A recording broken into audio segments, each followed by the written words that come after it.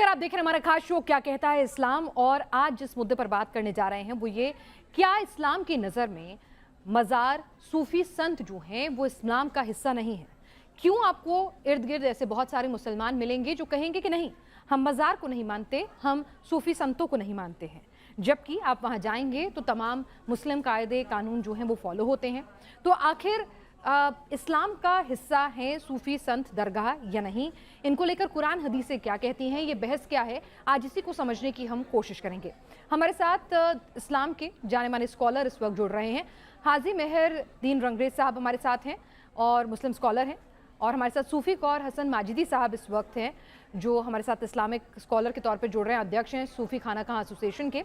सबसे पहले हाजी मेहर दीन रंगरेज साहब, आपसे मेरा सवाल है, मेरे इर्द गिर्द भी बहुत सारे ऐसे मुस्लिम हमें टकराते हैं जब उनसे हम कहें कि भाई ठीक है, हम वो कहते हैं हम अजमेर शरीफ नहीं जाते, हम निज़ामुद्दीन औलिया की दरगाह नहीं जाते, हम दरगाह को नहीं मानते। कुछ लोग हैं जो जाते हैं, तो उसको लेके कन्फ्यूजन होता है। क्या दरगाह और सूफी संत, मज़ार, ये इस्लाम का हिस्सा है? देखिए, अगर कोई अपनी इच्छा से अगर मज़ार पर जाता है, तो उससे तो किसी को भी कोई दिक्कत नहीं है और ना ही होनी चाहिए।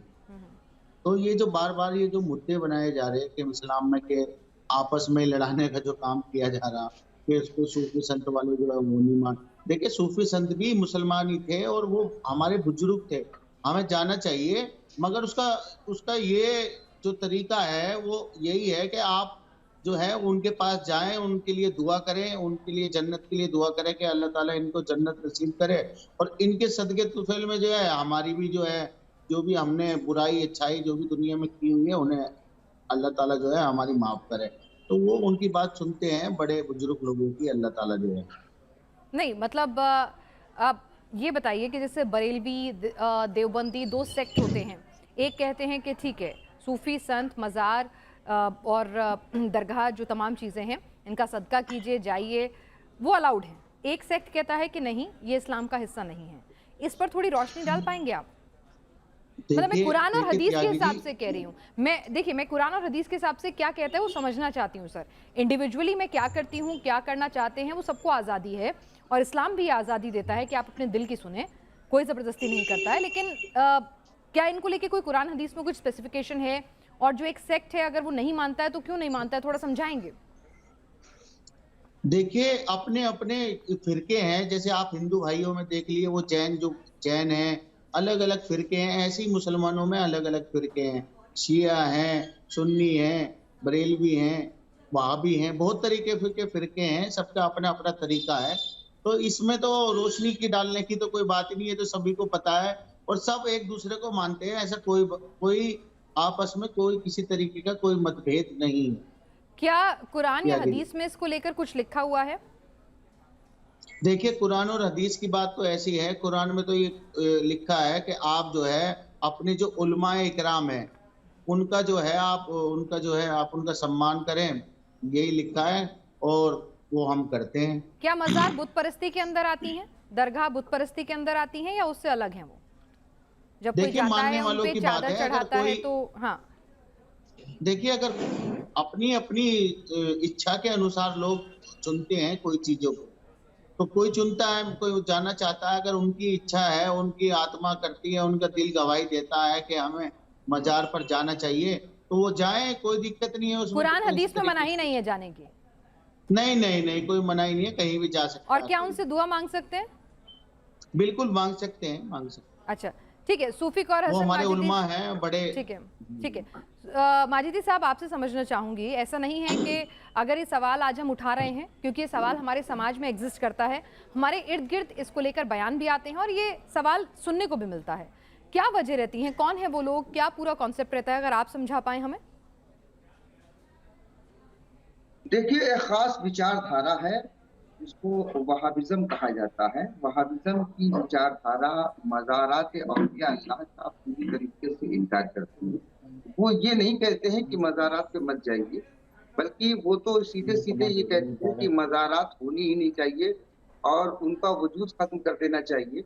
जैसा कि 1920 और 21 में देखने को मिला था कि सऊदी अरब में हजरत पैगंबर हजरत मोहम्मद मुस्तफ़ा सल्लल्लाहु ताला अलैहि वसल्लम की बेटी की, उनके बेटों की और उनके दीगर रिश्तेदारों की जो मज़ारात जन्नतुल बकी में मदीना में और जन्नतुल मुअल्ला जन्नतुल माला जिसे कहा जाता है मक्का में बनी हुई थी, उसको एक फतवे के ज़रिए जो है वो मिस्मार कर दिया गया था, तोड़ दिया गया था और कहा गया था कि ये जो है इस परस्ती के ज़ुमरे में आता। तो ये अच्छा। जो सबसे बड़ी बात है कि जो वहाबिज़्म का सेक्ट है और उसी वहाबिज़्म में 2 फ़िरके हैं, एक बरेलवी है, एक देवबंदी है।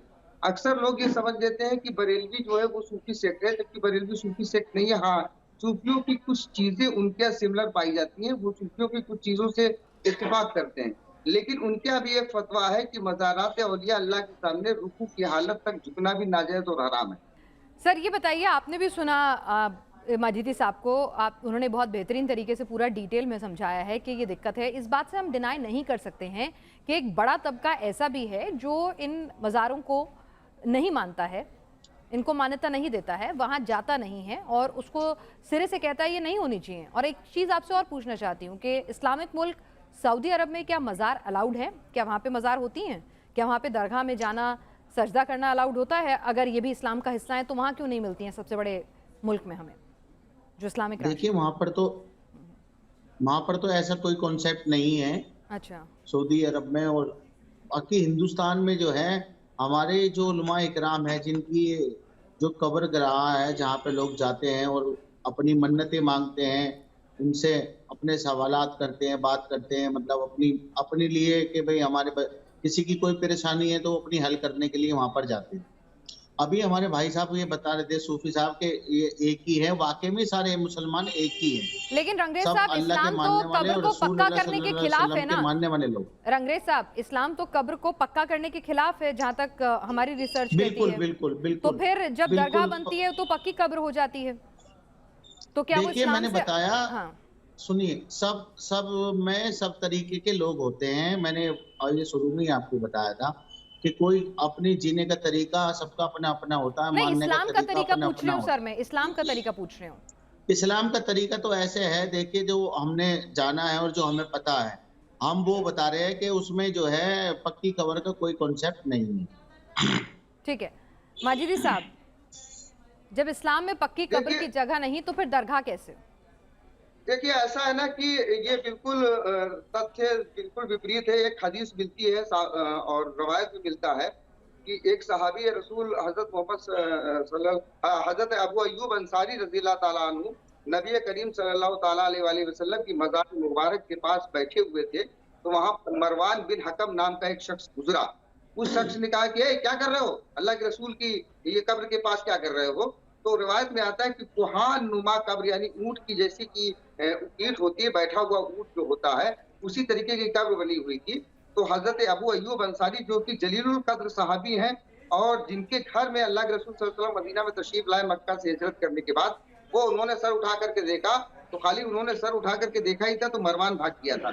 ये वही मरवान की विचारधारा के लोग हैं जो पक्की कब्र को इनकार करते हैं।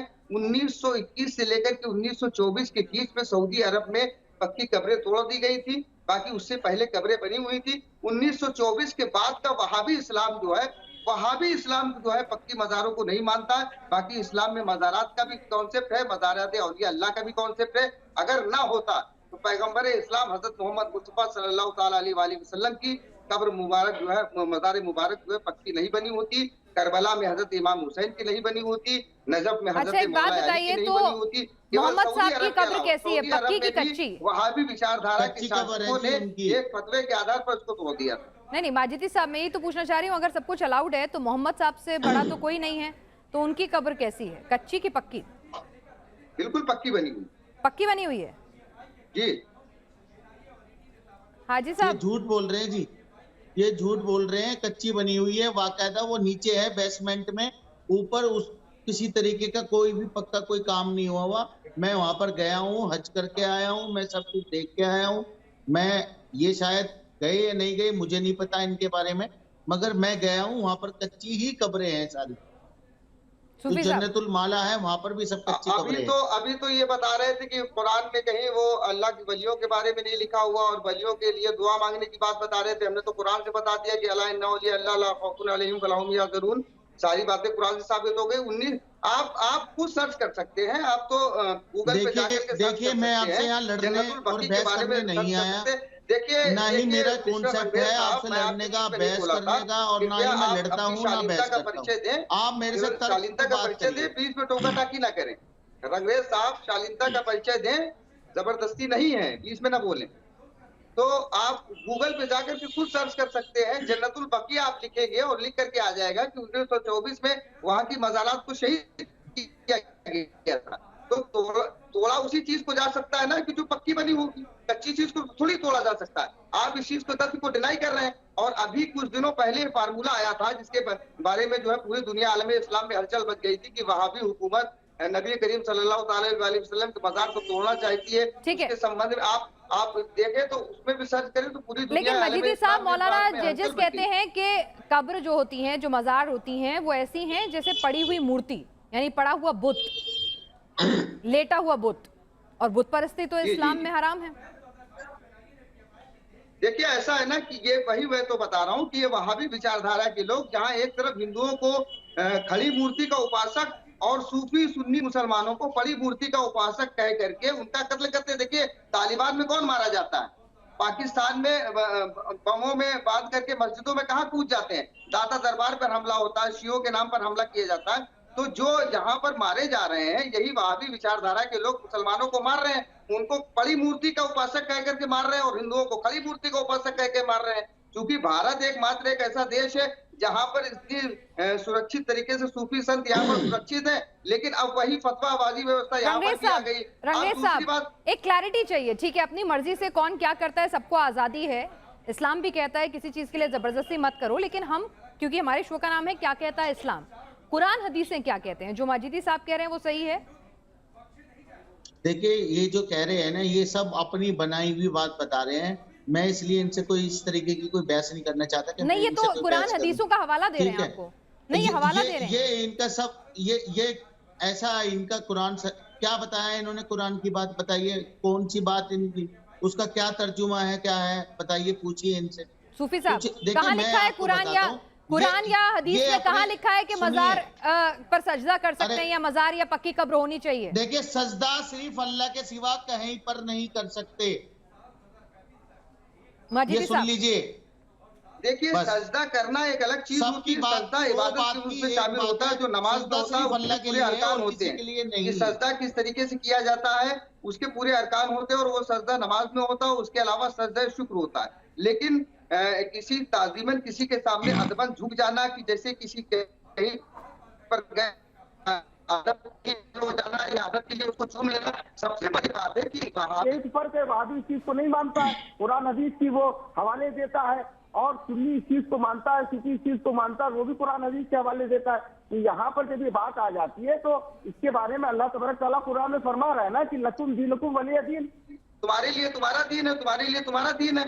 उसके बाद कुरान में एक जगह ये भी साफ साफ फरमाया हुआ है, ला इकराहा फिद्दीन, 12 नंबर 2 में लिखा हुआ साफ साफ, ला इकराहा फिद्दीन, दीन में कोई जबरदस्ती नहीं है। आप किसी पर अपनी बात जबरदस्ती थोप नहीं सकते, किसी को माजिदी साहब, सूफी साहब, वो काफिरों के लिए कहा गया है, वो दूसरे धर्मों के लोगों के लिए कहा गया है, ना कि मुसलमानों के लिए। अगर आप मुसलमान हैं तो फिर आपके लिए वो लागू नहीं होता, वो काफिरों के लिए कहा गया है। नहीं, ऐसा नहीं है, कुरान की हर के लिए है, ऐसा कुछ नहीं। काफिरों के लिए हो या मुशरिकों के लिए हो या मुस्लिम के लिए हो, नॉन मुस्लिम के लिए, कुरान की जो बात है वो सारे लोगों के लिए। जहाँ पर बात हो रही है लकुम दीनुकुम वलिय दीन, दीन का मतलब होता है आपकी सोच। ठीक है रंगेश साहब, माजिदी साहब कह रहे हैं कुरान हदीसों के मुताबिक दरगाह रखना, पक्की कब्र बनाना, सूफी संतों के आगे दुआ करना, चादर चढ़ाना, सब कुछ सही है कुरान और हदीस के मुताबिक, इसमें कुछ भी गलत नहीं है। ये भी उतने ही पक्के मुसलमान हैं जितने बाकी।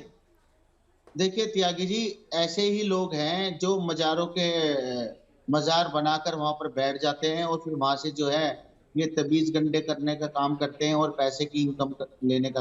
तो ऐसे लोगों को ये शूट करता है, नहीं तो जो जिसकी सूटेबल है वो वैसे ही काम करता है। मैंने अभी आपको शुरू में भी बताया था कि इस्लाम का कॉन्सेप्ट है कि अल्लाह के सिवा कोई माबूद नहीं है, ठीक है, और रसूलुल्लाह सल्लल्लाहु अलैहि वसल्लम अल्लाह के नबी हैं। तो बस इनके अलावा हम किसी की भी जो है ना वो नहीं कर सकते।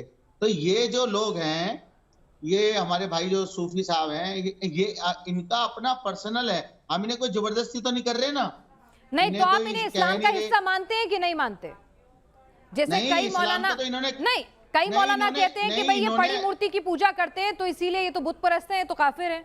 देखिए मैं तो तो इस्लाम काफिर में के कुरान शब्द और का नाम, हदीसों नहीं, कुरान और हदीस के मुताबिक ये भी इस्लाम का हिस्सा है कि नहीं है?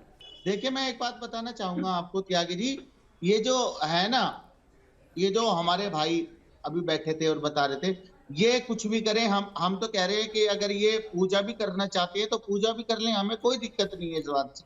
इनकी स्वतंत्रता है, इनके लिए ये नहीं, अगर ये इनके पूजा अपना करेंगे तो अपना फिर ये मुसलमान कहाँ रह जाएंगे? वो तो अरे शिर्क हो जाएगा, मुसलमान बहुत सारे, वो तो शिर्क हो जाएगा ना। बुत परस्ती तो देखिए ऐसा शिर्क है जिसके लिए माफी भी नहीं है। इसकी सजा तो अल्लाह देगा, ना मैं दे सकता ना आप दे नहीं, सकते। मैंने जो कहा ना, इन्हें तो मैं करना है वही तो करने पूछ, दें। तो यानी कि ये शिर्क कर रहे हैं, ये अगर मजार बना रहे हैं तो ये शिर्क कर रहे हैं। नहीं है मजार, देखिए मजार बनाना, मैं शिर्क का नाम ही नहीं ले रहा, ना मैं काफिर का नाम ले रहा, ना ये शिर्क कर रहे ना काफिर। देखिए इनकी अपनी मर्जी है, ये कुछ भी करें, इस्लाम कोई जबरदस्ती किसी काम को नहीं करता। पर इस्लाम में क्या लिखा है? करो। इस्लाम में कहीं नहीं लिखा है कि आप मजार बनाओ, दरगाह बनाओ, आप ये कह रहे हैं? इनकी मर्जी है, बिल्कुल ये बिल्कुल कुछ भी बिल्कुल करें। कहीं नहीं लिखा है। अगर ये करते हैं तो ये इसके गुनहगार ये खुद होंगे। माजिदी साहब, गुनाह कर रहे हैं आप। अगर ये ऐसा करते हैं तो गुनहगार होंगे। मैं ये कह रहा हूं। तो दरमियाना की हम गुनाह कर रहे हैं या अच्छाई कर रहे हैं, ये हमारे और हमारे रब के बीच का मसला है। और यही बात जो है सूफियों को और वहाबियों को अलग करती है, क्योंकि हम भी अल्लाह के बंदे हैं और ये भी अल्लाह के बंदे हैं। ऐसा नहीं कि ये अल्लाह के बंदे ना हो, लेकिन ये अल्लाह के वो बंदे हैं जो मज़ारात औलिया अल्लाह को तो बताते हैं कि तावीज़ गंदे किए जाते हैं, लेकिन ये नहीं बताते हैं कि इनके जो मदरसे खोल करके बैठे हैं वो उन मदरसों में 10-10 साल की बच्चों के साथ गलत काम कर देते हैं, 10-10 साल के बच्चों के साथ गलत काम कर देते हैं। मैं ये नहीं कह रहा कि सारे के सारे ऐसा करते हैं और उसी तरह के सारे के अभी सारे गंदा नहीं करता, लेकिन ये परंपरा चली आई है कि कोई किसी से रूहानी इलाज कराने के लिए आ रहा है तो ये आज का नहीं चला आ रहा हो। दूसरी बात, ये जिन मज़ारात के ऊपर उंगली उठा रहे हैं 1924 से पहले नहीं तोड़ी गई थी और 1924 के बाद से ये गलत हो गया।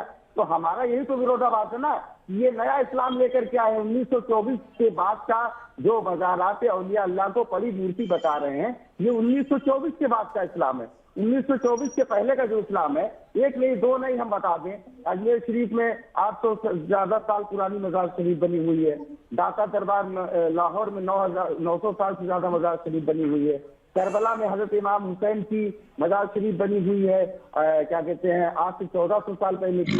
यहाँ तक की रवायत में मिलता है कि वहाबी विचारधारा का एक बादशाह गुजरा था, उसने हजरत इमाम हुसैन अलैहिस्सलाम की मजार शरीफ को जो है हल चला करके तोड़ा था। तो हल चला करके तोड़ने से मालूम होता है कि वो पक्की बनी होगी। तो आप किसी चीज को कह दें कि जो आपके मतलब की नहीं, उसको डिनाई कर दें, ये नहीं लिखा हुआ, ये नहीं लिखा हुआ। एक नहीं, दो नहीं, 1000 नहीं, 2000 नहीं, लाख नहीं, 2 लाख नहीं, पूरी दुनिया में करोड़ों लोग सूफी विचारधारा के फॉलोअर्स हैं, जिन्हें काफिर, मुशरिक और बिदअती करार दे करके ही ये लोग मारते हैं।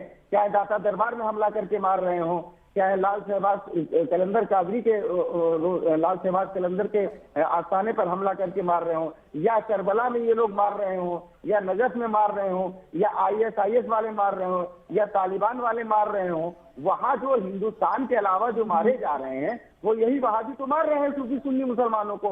और आज वही विचारधारा जबरिया यहाँ पर जो है लाद करके भारत में भी यही काम करना चाहते हैं और धीरे धीरे भारत में भी ये विचारधारा फैल रही है कि ये रंगरेज साहब, एक आखिरी टिप्पणी आपसे। जी फरमाए।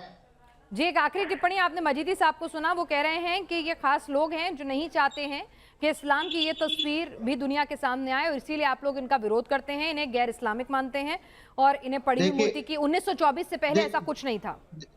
देखिए जी, ना तो हम इन्हें गैर इस्लामिक कह रहे हैं, ना ही हमें इनकी किसी चीज से कोई ऐतराज है। ये जितना इन्हें करना है करिए, हम मना नहीं कर रहे। हम तो चाहते हैं कि ये करते रहे, हमें इससे कोई दिक्कत नहीं है। दिक्कत तो इन्हें है कि ये सवाल खड़े कर रहे हैं हमारे ऊपर, तबकि एक भी शख्स ने, मैंने अभी तक कितनी डिबेट में हो गए होंगे 30 आप जाते हैं दरगाह? आप जाते हैं दरगाह? मैं जाता हूँ। आप जाते हैं, तो क्या हर मुस्लिम जा सकता है दरगाह?